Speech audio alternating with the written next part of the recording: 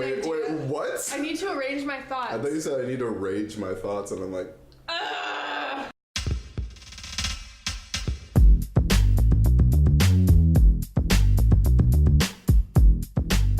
We are back with another episode of Can You Not, now officially on iTunes. If you search us on the iTunes store, we are there. Might have to, it's Can You Not with a question mark. It might be helpful to put podcast afterward because there are a couple other things that come up that say Can You Not, but we're the one that has it's just a black box that says Can You Not, Jesse, Amber, Joe. So should be able to figure it out. Yeah! So, before we start too, I also had a quick comment from a friend of mine. We had a comment? Well, it was more a friend of mine listened and sent me a message, but yeah, kind of a comment.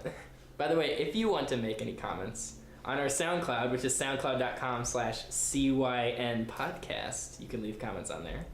Or you can tweet us at Black Celtic, BLVCKCELTIC.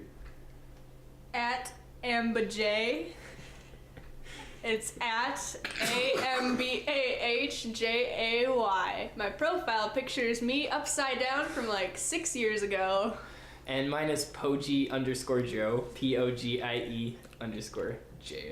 So if you ever have any topics you want us to talk about, if you have any comments on the episodes, please send it that way. You want to see me complaining about the bus? Follow me. If you want to listen to a hipster looking Black Abe Lincoln, follow me. Black Abe Lincoln. Yeah. I see it. Yeah. I like it. If you want me promoting my latest video all the time, you can follow me. That's pretty much. But I still have things occasionally.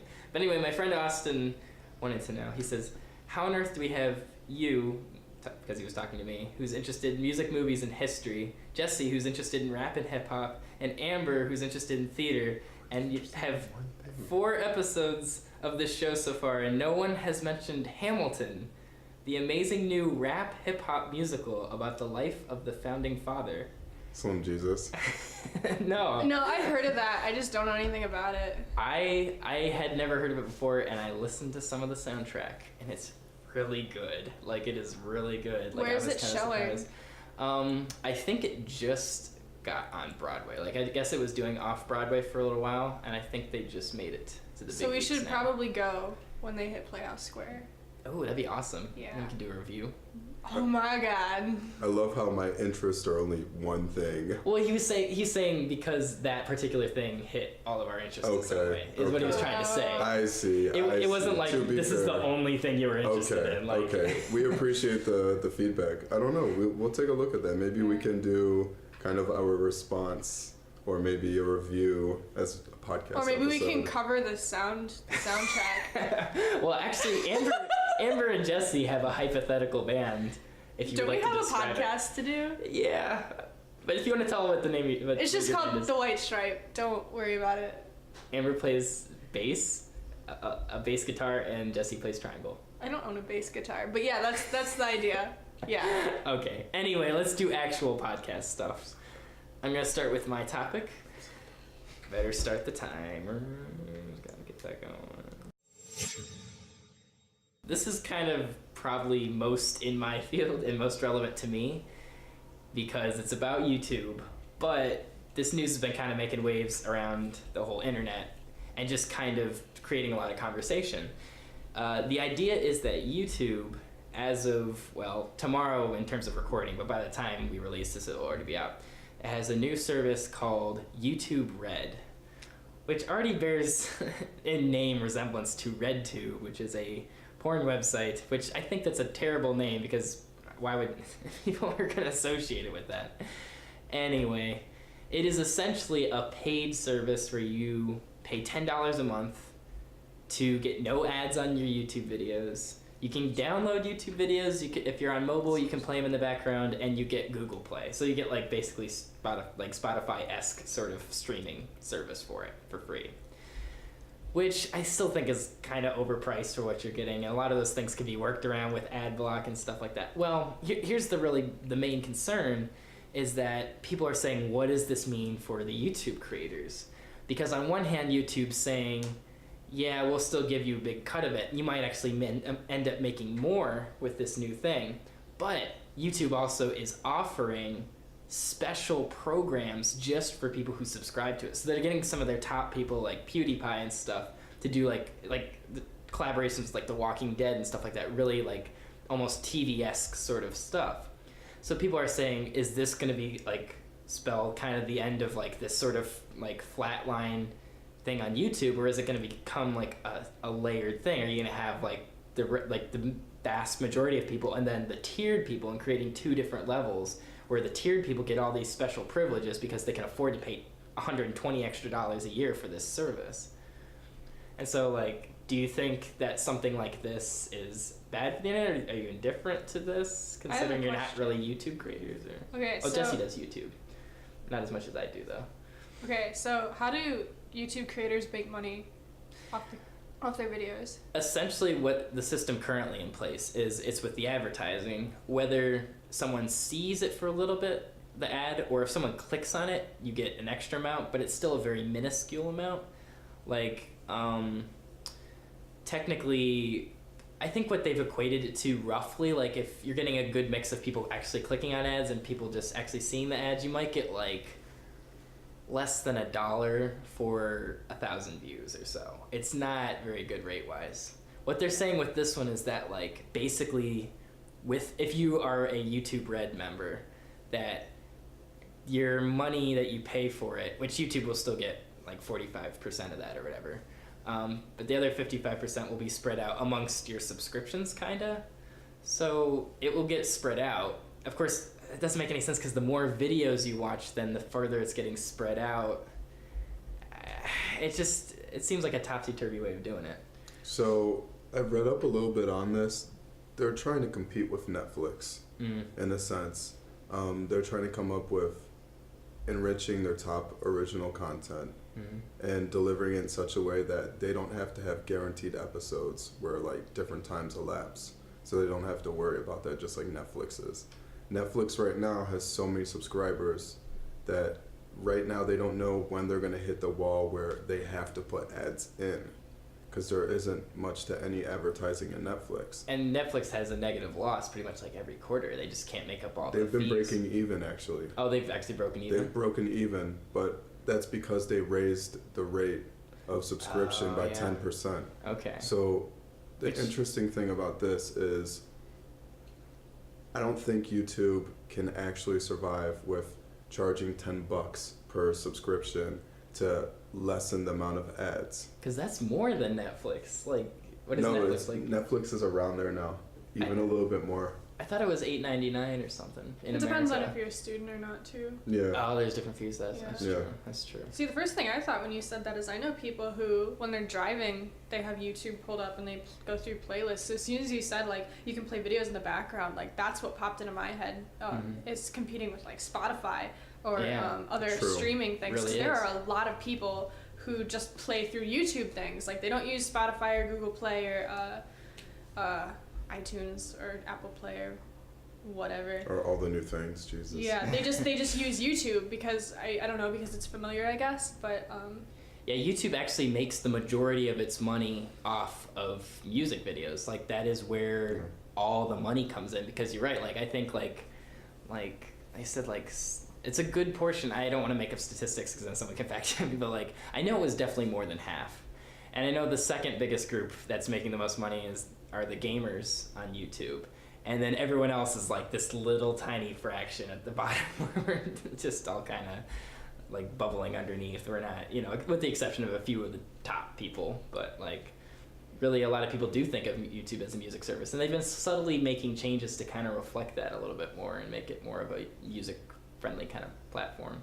Yeah. I think the problem is YouTube came into this world as like a free content, free upload, free share kind of website. So now that you're developing this upper tier, it's going to cause audience segmentation. Right. And that is so fundamental in the downfall of any kind of proposed new upgrade and developing original content and delivering it in a unique way.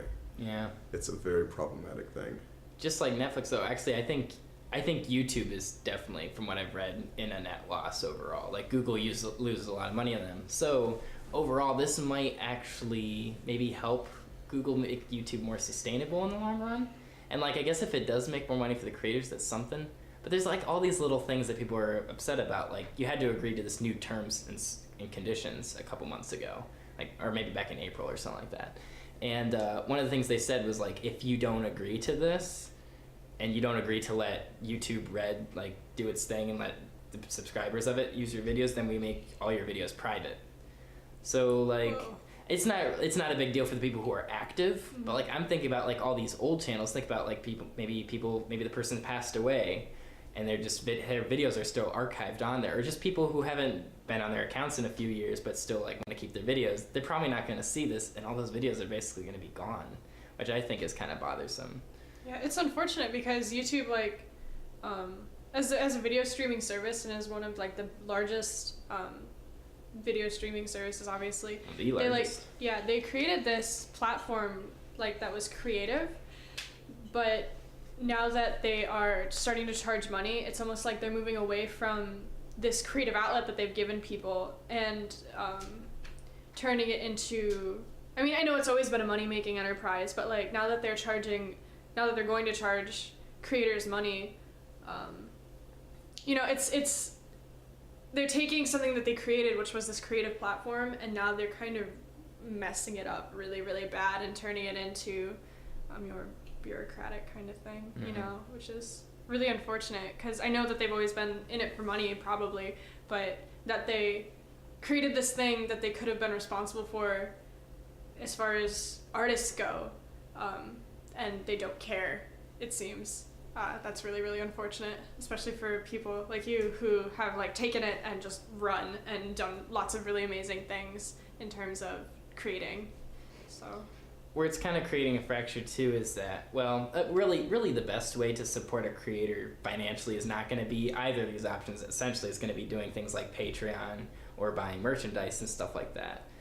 But like I said, like it just always constantly feels to a lot of people like YouTube doesn't listen to the people who actually use the site. And that's why, like, it feels like, with Facebook and stuff like that, they make a bunch of changes, but people come around to it because they realize, okay, these actually aren't that big of a deal.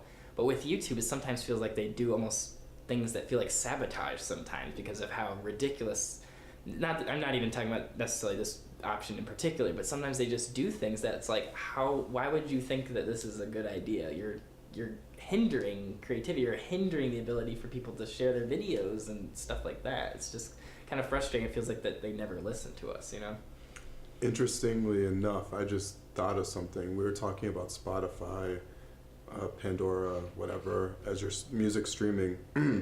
Musicians nowadays don't make money for what they create, but how they present it and what they do with it. So like touring is where they're making their money. Yeah. I'm interested to see that now that this is almost like a video creative Spotify, how are these creators going to make money? Like, how are you going to make money? Because it's different. Like, you can show these at like theaters and stuff like that, but they don't have the same mobility and audience reaction and capabilities as music does. Right. Because it seems to me that like when you're showing film or showing any kind of short creation that's from a film medium, you have to like really keep it organized and do it here and there, and like it's a lot of money investing, as you well know, right, to get this viewing to start. So like it's no guarantee that you'll even break even. With music, like you have the equipment and you can travel everywhere. Mm-hmm. So some of them are doing like book deals or actually getting on some TV shows. So it's like, it might just be growing pains of any medium. But hey, the time is done for that topic. And Amber, if you would like to go next. A thing that I find interesting, like I read lots of books, I enjoy reading a lot, is the difference between books that were written 50, 60, 70 years ago, or even 100 years ago, just like older books, but not like ancient books. We're not talking Shakespeare or anything. And the books that are really common today. And it's really striking to me how big the young adult genre is. It's not for young adults only. Everybody reads young adult books. And if you were to go back and read older books that were popular, like classics like Dracula, Frankenstein, just any of the older things, older sci-fis, even like I, Robot, that kind of stuff, it's a lot different. And I think it's interesting, just the very large difference between the books that are massively popular today and the books that lasted through time that must have been massively popular then. Just how, like, they're written differently, the plots are different, the characters are different. Like, everything is so changed, and I'm just interested in, I want to know if there's maybe a reason for this, if you think it's an accessibility thing, if you think it has to do with, I don't know, like media or anything, but just like the incredible difference between what people want out of the books that they're reading just strikes me. So do you know why maybe that is occurring? Well, I guess on one hand, like, everything always comes in trends, right? Like, so you might have a particular type of story that connects with one kind of generation that doesn't really work with the next, you know? And so, like, even, like, say, like, in the 30s, a lot of books were about this sort of, like, nature and naturalism and kind of, like, humanity's placement within that, and kind of, whereas, like, in the 50s and 60s, you start to get more of this, like, super, like, human, sort of almost autobiographical kind of stuff. Well, I guess in the 30s you start to see hints of that too, I guess, you know, with especially after the World War, you know, in the 40s you got a lot more of those personal kind of stories. But I don't know, I think it's interesting too. I remember seeing a thing where they calculated, they were going by presidential speeches, and they were showing they were basically grading upon the variety of words used and the complexity of the words used, and you see, like, a very noticeable just downward gradual slope with it, like going from the early president. I mean, there was bits where it went up and down and stuff like that, or a certain speech of, like, one president in the 70s would go up all of a sudden, but, like, overall, like, coming down to today, like, the way the speeches are presented are so much more in this regular sort of English that the people speak, as opposed to being like a loftier kind of thing.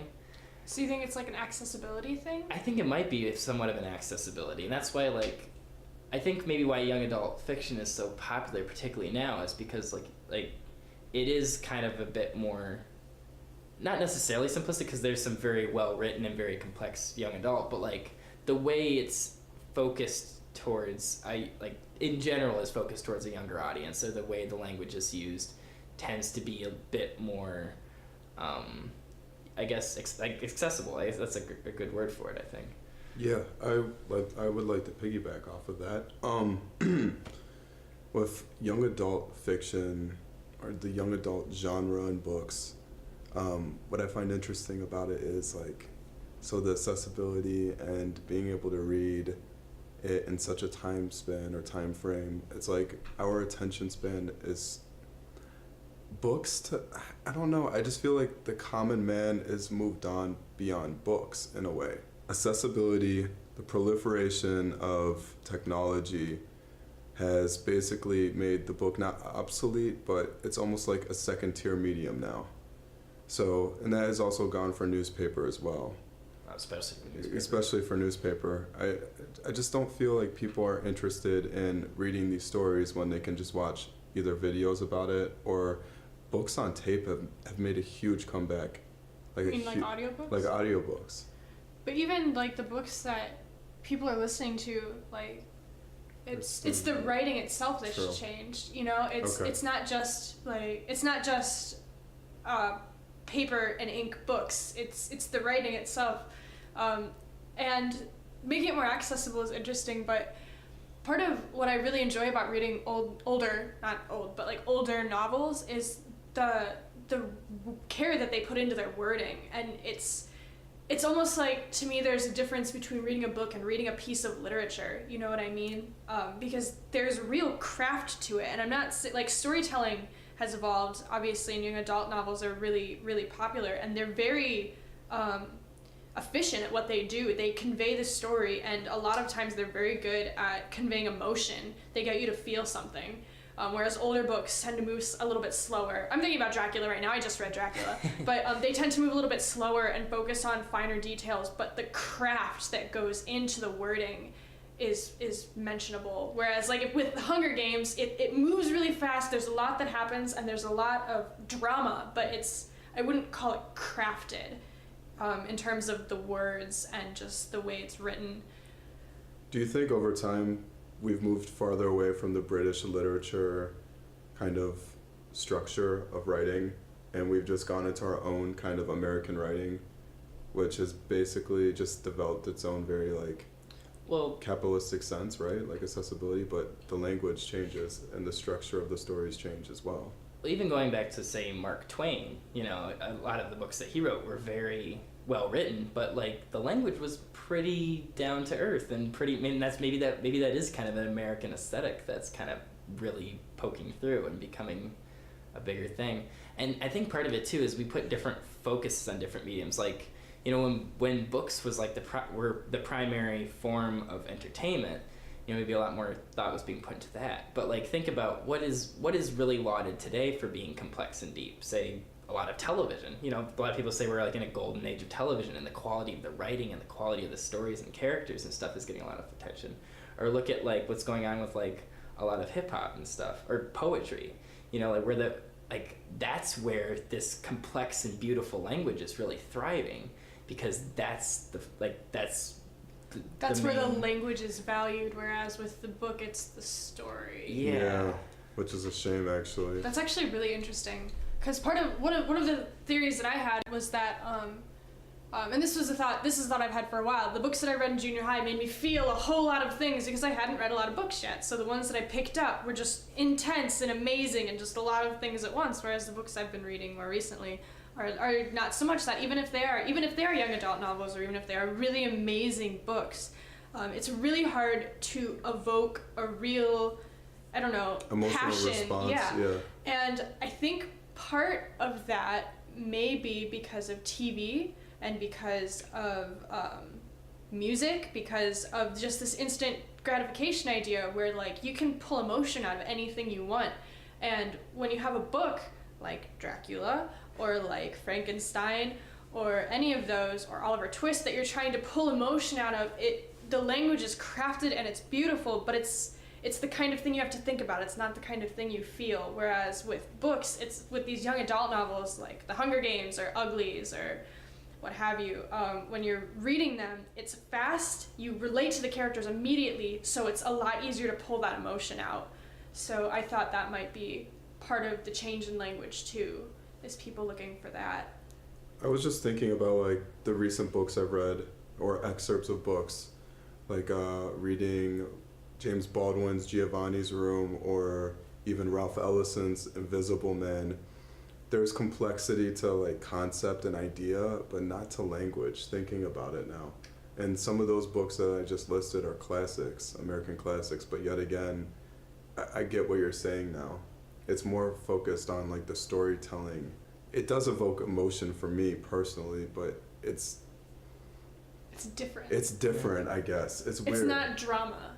It's not drama, no. Although I think even the old classics, you know, I mean, we only remember the classics that are good because those are the ones that got passed down generation after generation, you know? Yeah. So like at any time there were probably tons of terrible books that were very poorly written, or maybe were very popular at the time, but we don't hear about them because they fell by the wayside after 100 years or whatever. Well, I don't think young adult novels are poorly written. I just think... Oh, yeah. It's really, really different. And especially just... Oh, there goes that. I was just gonna say that the amount of bloodshed that it takes for a book, or like everything is post-apocalyptic dystopian teenagers, God, you know. so this idea of we need lots of people who we care about to die, or else we're not going to care, and it has to happen pretty fast, and probably they're gonna be teenagers battling each other, you know. But that speaks volumes upon American society. Yeah. It does. Hi everyone. So hi Jesse. I have a very warm, kind of cute topic. I guess I use the word cute. I don't know what else to use. So it turns out, according to C.N.N. Money article, that not everything is awesome with Lego. Aww. So the Danish toy maker has run out of bricks for this Christmas. What? They will not have enough toys during the peak holiday season, according to this article. That's not good. Because they have seen sales grow by 15% last quarter, and It's because of the movie, you think? That really pushed the sales. yeah, and back? 15% in total of 2014. Oh my god. So basically, the CEO said the high demand also puts a strain on our factories around the world. And they're expanding factories in Denmark, which that's where they're from, the company, Hungary, and Mexico, but that's not happening until 2020. So right now, basically, there could be an increase in price on Legos because they don't have enough red bricks for all these little 4-year-old boys and girls. No, that's the most tragic thing I've ever heard. And then they just stated facts in this, like the company made 60 billion Lego pieces last year. That's crazy. Wow. And they only employ 12,000 employees. So right now, they don't know what's going to happen this holiday. They even beat Mattel, which that's been quite some time that any toy company has done that. Yeah, that's huge. insane. So I guess my thing is this. I don't even know how to pose a question other than feel extremely sad for Lego, personally. Yeah. I don't know, like, I'm trying to think of things that, like, I would enjoy that I would not expect to just, you know, like, Run out? Like, I don't know. I have a business solution. Oh no. Okay, so what they do Oh no. is that instead of making Legos, they make like ways for other people to make their own Legos. So they like come up with some way to make a cardboard Lego, and then they sell the pattern to people, Or so that way kids can make their own they have a thing monster now. Lego bricks out of cardboard. They have a thing called 3D printing. They could just Yeah, I have a send 3D out the- printer in my house, and so do most 4-year-olds, because those come with smartphones now, don't they? I don't know. No, they man. come with Happy Meals now.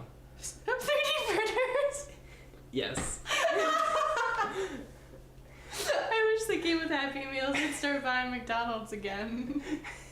I just can't believe this even happened. Which McDonald's has been struggling too. Did you hear about that? I care a lot less about McDonald's than I do But I'm about happy Lego. that they're suffering. Please burn. I care a lot more about Legos than I care about What are they? McDonald's. What are they? So it's just gonna be like people are gonna be like bartering oil for Legos. Like, I will give you my car if you please just give me the Lego set my son wants. Well, like, I don't know. Does anyone remember the Tickle Me Elmo? Oh. A similar kind of thing happened. Yeah. Like, wait, for remind what- me. So basically, you know, the Yeah. character Elmo from Mhm. Sesame Street, they came out with, it was like the mid-90s. It was just, it laughed when you pressed the right buttons and stuff like that on it, but for whatever reason, it just exploded. And the prices were just astronomical for Tickle Me Elmo. And so the company tried to overcompensate, and they had all these things. And so next Christmas they tried to do it, and like no one wanted one anymore. So they had just like these surpluses of like 5 different types of Tickle Me Elmos. That's so funny. That like I wonder if the price going up is gonna negatively impact the company after they're able to create a surplus again. Well, they do have the Lego Batman movie coming in a year or two. And I heard that's gonna be amazing. And I mean, you can if it's anything like the Lego movie, it's gonna be great. I never saw the Lego movie. I never saw it either, but I heard I rave really reviews. loved I heard it was crazy, and that's what I heard about it. Is Not that to it was just build up- insane. it. Not I to heard build it up was the hype. a critique Okay, on Joe. You communism. referenced the last time. What? Wait, I what? heard there was a critique on communism in there somewhere. It was more of a critique of capitalism Oh, actually. look at That's that. better. It was Even better. it actually kind of dipped into the dystopia thing that we were talking about, which is crazy for coming from A the children's Lego movie. company, which is literally like basically an hour and a half long commercial for Legos saying it's kind of What is Lego? Oh my, they have video games? yeah. Oh my, good Yeah. God. Oh, that's and the video insane. games like very profitable too. Like they have a massive industry going on. I wonder what it'd be like. So, like from 4 to 8 years old, I was into Hot Wheels. I was into Pokemon. Like imagine a pack going from, I don't know, it was like $8 or $9 then, and go to like 15, 18. Like my parents are not gonna buy 2 packs for that much. Like, are you joking? $36 for 10 cards. That's insane. So what are they like? I feel bad for all these kids during the holidays because they're gonna be like, I want a Lego. It's like, here's one brick. A Lego. What just happened in my head was like somebody donates one to like the Not Forgotten box, and then some like evil person's like and like runs up, pulls it out, and runs away, like because they want Legos. I wonder if there's gonna be robberies. Like people will just go through houses where It's gonna be like Black Friday with like angry, like, may I see the manager please, people like beating each other with their bags, like. That's gonna be crazy. Oh no, Black Friday and Legos. That's gonna be crazy. That's gonna be the thing. I would hate to work at a Lego store. And there are such things in the area. People start pulling apart the sculptures in Disney World. No. They're gonna start stealing them from like doctors' offices. This is crazy. You know, I hate to say it, but like I can kind of see how this happened because J.A.R. Tolkien, of all people, predicted this ages ago with his character Legolas. It was almost a prophetic vision of the future. Joe, what are you doing? Joe, what are you doing? That was terrible. I'm so sorry, everyone. So basically, I feel bad for these kids. I hope everything works out for them and their parents. I feel bad for my nephews. My nephews love Legos. Oh, but we already have Legos, so we can just make sure nobody else knows that. And like, so they don't rob that house? Yeah, don't rob my house. Is this going to be like the styrofoam underground bunkers again? Like Except Legos. Except Legos. Wow, Styrofoam Legos. Kids are the city of New York explodes. Or like people can make like Play-Doh Legos and let them harden. Or like little clay Legos. There's no shortage on clay. You can make clay Legos. Yet. So the CEO of Lego, I forgot this part, but he did not specify which countries are going to face a shortage. So it could not be us. It could not affect us. I bet it depends on where their largest market is. So like I don't think the United States and Canada are going to have issues with this, but I feel bad for, I don't know, Bolivia or Hungary. You don't know. Maybe Hungary like eats Legos. Like maybe they devour them. That wasn't supposed to be a pun. It happened that way anyway. Maybe you know like I feel like Japan would probably get like a ton of Legos and do things. That seems like the kind of thing Japan would be into. Yes, 100%. Like just devouring Legos. I wonder if North Korea gets any Legos. If so, Kim Jong-un probably just has like Kim Jong-un probably pile. invented them. He totally did. Well, his father invented them. Yeah. Along with the cheeseburger, the unicorn. And Disney, Mickey Mouse. Yes. He has a race car bed. I know this. I know this to be Jesse true. has seen it. I have seen it with my own 2 eyes. I was with Dennis Rodman. We went into his bedroom and we're like, dang, homie, that's a mad race car. It even had mirrors too. I was like, Real mirrors. Wait, Yeah. what, I'm guessing like bright red. Ferrari. Okay. Obviously. Ferrari. It couldn't be anything else. It couldn't be anything The else. curtains probably Is it like matched a waterbed sitting inside of the race There's car? really no way you could get any better than a water mattress and a race car bed, like Made out of Legos. made out of Legos. With functional mirrors. It makes a vroom sound when you touch the pedal. It's doing a vroom vroom. Shut up, Kim. Or maybe that's the alarm. It's like vroom vroom, time to wake up, Kim. And then I could see this on CNN. Small podcast creates conflict with North Korea. Oh my god, it's gonna be like the Sony conflict, and we're just gonna What have we done? I just talked about Legos. So. I'm sorry, I just love the image of him sitting in his waterbed. It's like, Kim, your Pop-Tarts are ready.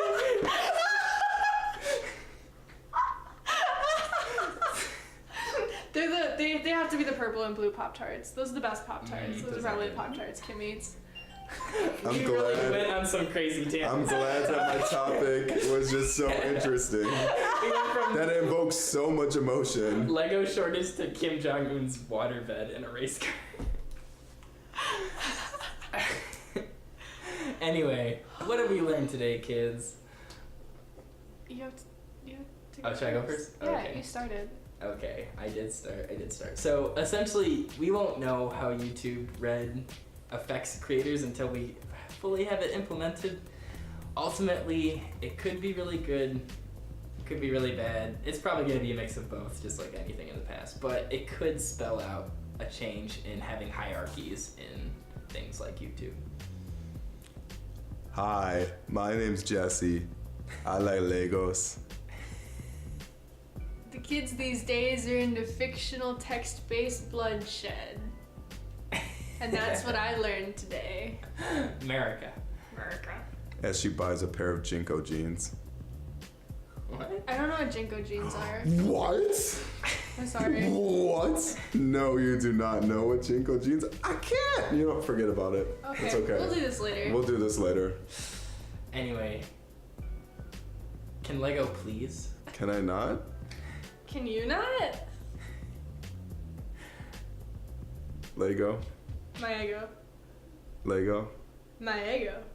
Lego. My ego. Hey, Lego. My ego. Lego. My ego.